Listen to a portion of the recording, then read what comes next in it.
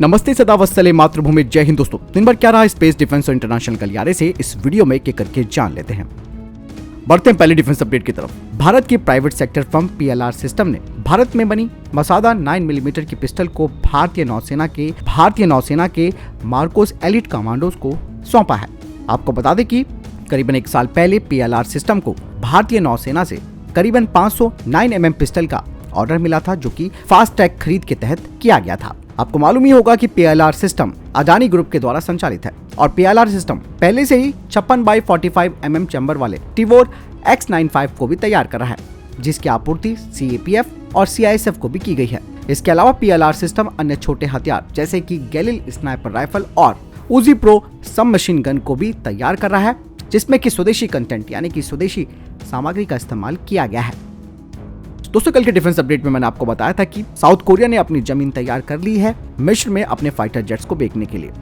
अभी हाल ही में दोनों ही देशों के बीच एक MOU पर भी साइन किया गया है और इस MOU पर साइन होने के बाद कोरिया की मीडिया की तरफ से कहा गया था कि कोरियन एरोस्पेस इंडस्ट्री ने मिस्र को T-50 golden eagle advance jet trainer का टेंडर जीता है, यानी कि यहाँ पर भारत के लिए भी एक बड़ा झटका हो गया था। लेकिन अब बात सामने आ गई है, जिसमें अब ये बात साफ हो गई है कि साउथ कोरिया ने मिस्र के टेंडर को नहीं जीता है और मिस्र को अभी टेंडर के विजेता की घोषणा करना बाकी है, क्योंकि आपको मालूम है कि भारत ने भी अपने LCA lift advance jet trainer की पेशकश मिस्र को कर रखी है, जो कि तेजस ट्विन सीटर विमान पर आधारित होगा। इसके अलावा भारत तो मिस्र में तेजस बनाने के लिए भी तैयार है, वो भी पूरे ट्रांसफर ऑफ टेक्नोलॉजी के साथ। और जो भी कंटेंडर जीतेगा वो मिस्र में शुरू में 70 जेट को स्थानीय रूप में तैयार करेगा और उसके बाद इसका विस्तार 100 यूनिट्स तक जाएगा। बढ़ते हैं अगले अपडेट की तरफ। दोस्तों, असला डिफेंस ने भारत सरकार के IDEX defence India startup challenge को जीता है, जो कि हार्ड किल काउंटर अनमैन एरियल सिस्टम के लिए था भारतीय वायुसेना के लिए। कहा जा रहा है कि अस्त्र डिफेंस का ये जो सिस्टम है वो man portable hand held system है, जिसकी रेंज 300 मीटर है और ये अपनी पहली सफलता के बाद तुरंत इस्तेमाल में भी लाया जा सकता है। इसके अलावा ये मौजूदा कमांड एंड कंट्रोल सिस्टम से इनपुट्स भी ले सकता है और जिस दुश्मन के ड्रोन को टारगेट करना है उसकी पोजीशन का डिजिटल डिस्प्ले भी कर सकता है।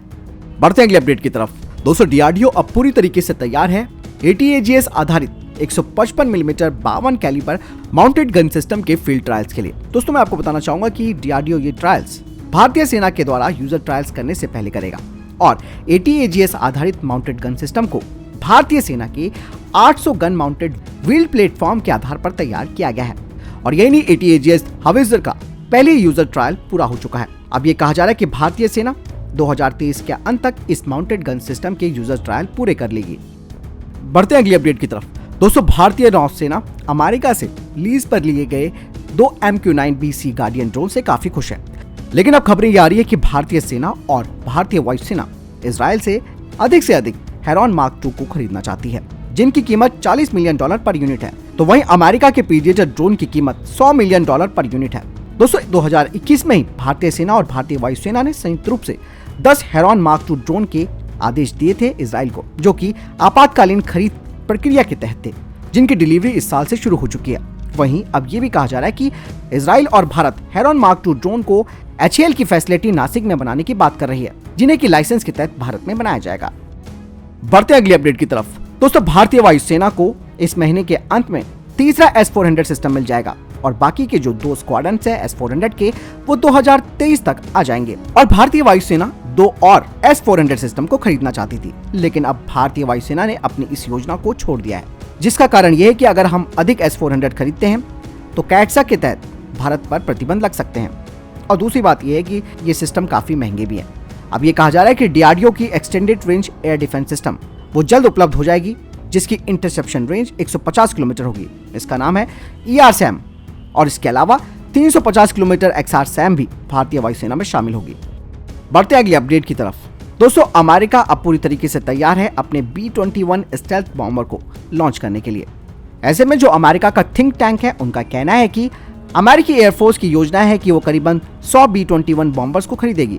इसके अलावा करीबन 60 यानी कि 60 B-21 बॉम्बर को अपने एलाइज, जिनमें कि ऑस्ट्रेलिया, UK, कनाडा, फ्रांस और भारत है, इसके अलावा जापान भी है, उनको ये B-21 स्टेल्थ बॉम्बर्स दिए जा सकते हैं, जिससे कि B-21 की कीमतों में भी कमी आएगी और ये जो जॉइंट एलाइज हैं इनकी क्षमता भी काफी मजबूत होगी चाइना के खिलाफ निकट भविष्य में।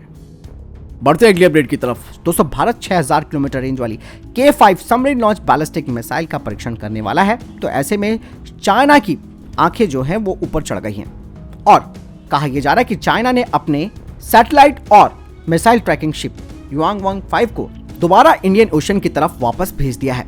आपको मालूम ही है कि चाइना का ये जो स्पाई वेसल है वो बैलिस्टिक मिसाइल के सभी पैरामीटर्स को ट्रैक कर सकता है, जैसे कि ट्रेजेक्टरी, एक्यूरेसी, स्पीड और रेंज। क्योंकि दोस्तों चाइना को मालूम है कि ये जो K5 SLBM है ये भारतीय नौसेना की SSBN की ताकत को काफी बढ़ा देगी और भारत इंडियन ओशन से चीन के रणनीतिक ठिकानों को निशाना बना सकता है। अब दोस्तों यहाँ पर आपके मन में सवाल ये आ रहा होगा कि चाइना के इस स्पाई वेसल को कैसे रोका जा सकता है। हालांकि यहाँ पर भारत के पास बहुत सारी रणनीतियां हैं अगर भारत इस पर काम करता है तो। दरअसल जिस जगह पर चाइना का ये स्पाई वेसल आ रहा है वहां पर भारत को अपने टॉर्पीडो के परीक्षण करने शुरू कर देने चाहिए।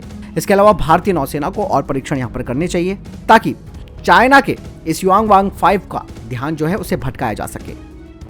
बढ़ते हैं अगली अपडेट की तरफ। दोस्तों रक्षा मंत्री राजनाथ सिंह जी ने कहा कि रक्षा शिपयार्ड भारतीय नौसेना और तटरक्षक बल को मजबूत करने में महत्वपूर्ण भूमिका निभा रहा है। साथ ही उन्होंने आगे बताया कि हमारे ये जो शिपयार्ड है वो आत्मनिर्भर भारत के दृष्टिकोण का एक उदाहरण है। इसके अलावा राजनाथ सिंह ने बताया कि भारत की समुद्री सीमा सुरक्षित बनाए रखने के लिए आधुनिक पोतों को अत्याधुनिक शस्त्रों से लैस करना समय की आवश्यकता है। इसके अलावा उन्होंने आगे बताया कि रक्षा मंत्रालय ने 3700 वस्तुओं के उत्पादन का स्वदेशीकरण का संकल्प लिया है और इसे पूरा करने में हमारे ये जो रक्षा शिपयार्ड हैं वो महत्वपूर्ण भूमिका निभाएंगे। बढ़ते हैं अगली अपडेट की तरफ। दोस्तों भारतीय नौसेना का बेड़ा मैत्री दौरे पर वियतनाम के हो चिन मिन्ह शहर में जा रहा है। दरअसल दक्षिणी चीनी सागर में तैनात भारतीय नौसेना का पोत शिवालिक और कोमोटा वियतनाम दौरे पर पहुंच रहे हैं। इस दौरान भारतीय पोत वियतनाम की नौसेना के साथ कई तरीके की गतिविधियों में भाग लेंगे। भारतीय नौसैनिक पोतों का ये दौरा दोनों देशों के बीच रक्षा सहयोग को और मजबूत करने के उद्देश्य से किया जा रहा है। ये दौरा भारत और वियतनाम के बीच कूटनीतिक संबंधों की 50वीं वर्षगांठ पर आयोजित किया गया है। बढ़ते अगले अपडेट की तरफ। भारतीय वायुसेना LAC पर चीनी ड्रोन की गतिविधियों के बाद अलर्ट मोड पर है। भारतीय हवाई क्षेत्र का उल्लंघन करने वाले ड्रोनों को रोकने के लिए सुखोई लड़ाकू विमानों को तैनात कर दिया है। दोस्तों अभी हाल ही में कई मौकों पर चीनी ड्रोन को भारत की ओर आते हुए देखा गया था, जिसके बाद भारतीय वायुसेना ने अपने लड़ाकू विमानों को तैनात कर दिया है। इंडिया टुडे की रिपोर्ट के मुताबिक अरुणाचल प्रदेश और सिक्किम में चीनी ड्रोन को भारतीय क्षेत्र में प्रवेश करने से रोकने के लिए तेजपुर सहित कई अन्य एयरबेस से लड़ाकू विमानों को भेजना पड़ा था। हालांकि स्थिति अभी कंट्रोल में है, लेकिन भविष्य में चाइना कुछ भी कर सकता है। ऐसे में चीनी ड्रोनों की गतिविधियों को रोकना बेहद जरूरी है। दोस्तों यहाँ पर एक बात और कही जा रही है कि अगर ड्रोन LAC के समांतर उड़ रहे हैं तो कोई दिक्कत नहीं है, लेकिन अगर वे भारतीय रडार की पकड़ में आते हैं तो फिर यह जरूरी हो जाता है कि उल्लंघन को रोकने के लिए कार्रवाई की जाए। राफेल लड़ाकू विमानों को भी पश्चिम बंगाल के हाशिमारा के बेहद करीब तैनात भी किया गया है। इसके अलावा दोस्तों असम के क्षेत्र में S-400 को भी तैनात किया गया है। बढ़ते अगले अपडेट की तरफ। अमेरिका और जापान ने उत्तर कोरिया के द्वारा हाल ही में किए गए बैलिस्टिक मिसाइल परीक्षण के विरोध में उस पर नए प्रतिबंध लगाने की घोषणा की है। अमेरिका के वित्त विभाग ने कहा कि महाविनाश के हथियारों के निर्माण करने से जुड़े संगठनों का नेतृत्व करने वाले उत्तर कोरिया के 3 अधिकारियों पर प्रतिबंध लगा दिया गया है। इसके अलावा अमेरिका की तरफ से कहा गया है कि इन अधिकारियों ने विध्वंसक हथियारों और बैलिस्टिक मिसाइलों के निर्माण में उत्तर कोरिया की सहायता की है। वहीं दूसरी तरफ उत्तर कोरिया ने भी कह दिया है कि यह मिसाइल परीक्षण अमेरिका और उसके क्षेत्रीय सहयोगियों दक्षिण कोरिया और जापान के उकसावे के जवाब में किया गया है और वो आगे भी ऐसा करते रहेंगे। बढ़ते हैं अगली अपडेट की तरफ। दोस्तों अमेरिका के राष्ट्रपति जो बाइडेन ने हाल ही में कहा था कि वो रूस के राष्ट्रपति व्लादिमीर पुतिन के साथ बातचीत के लिए तैयार है, बस शर्त यह होगी कि यूक्रेन से रशिया को अपने सैनिक वापस बुलाने पड़ेंगे। लेकिन अब रशिया की तरफ से बात सामने आई है कि रूस के राष्ट्रपति व्लादिमीर पुतिन बातचीत के लिए तैयार है और वे खुद भी कूटनीतिक समाधान पर भरोसा रखते हैं। लेकिन रशिया की तरफ से यह भी कहा गया है कि भले ही व्लादिमीर पुतिन बातचीत के लिए तैयार हैं, लेकिन अभी वे अपनी सेना को यूक्रेन से बाहर नहीं निकालेंगे। कहा यह भी जा रहा है कि राष्ट्रपति पुतिन को इस बात का कोई पछतावा नहीं है कि उन्होंने यूक्रेन पर हमला किया। वो इसको एक ऐतिहासिक क्षण मानते हैं। यानी कि दोस्तों अमेरिका और रशिया के बीच बातचीत हो सकती है, लेकिन कूटनीतिक समाधान क्या निकलेगा, किसकी शर्तों पर निकलेगा, रशिया की या अमेरिका की या फिर यूक्रेन की शर्तों पर, यहाँ पर मामला फंस सकता है। बढ़ते हैं अगली अपडेट की तरफ। दोस्तों भारत की स्टार्टअप कंपनी वेलोन स्पेस ने कहा है कि वो रुद्रा वायु को बना रही है, जो कि एक एयर लॉन्च व्हीकल होने वाला है और ये रुद्रा 1 का कस्टमाइज्ड वर्जन होगा, जो अपने साथ 25 से 50 किलोग्राम के कस्टमर पेलोड को लो अर्थ ऑर्बिट और सन सिंक्रोनस ऑर्बिट में ले जा सकता है। इसके अलावा वेलोन स्पेस ने कहा कि वे एक माइक्रो स्पेस स्टेशन बनाने पर भी काम कर रहे हैं, जिसका इस्तेमाल माइक्रो ग्रेविटी लैब को बनाने के लिए किया जाएगा, जहां पर कई तरीके के एक्सपेरिमेंट्स किए जाएंगे।